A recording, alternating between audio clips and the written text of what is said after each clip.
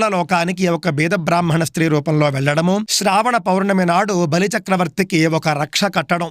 రక్ష కట్టినప్పుడు సంతోషించినటువంటి బలిచక్రవర్తి, ఓ స్త్రీమూర్తి, నువ్వు రక్ష కట్టినందుకు గాను నేను నీకు ఒక వరం ఇస్తాను, ఏదైనా కోరుకో అనన్నప్పుడు, ఏమీ అక్కర్లేదు, మీ సైన్యంలో ఉన్నటువంటి ఆ వ్యక్తిని విడిచిపెట్టు చాలు అని ఆవిడ అడిగింది.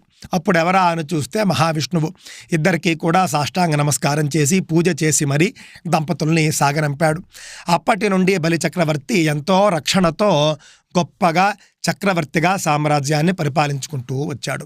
ఈ విధంగా రాఖీ పండుగకు సంబంధించి మనకు ఎన్నో కథలు ఉన్నాయి.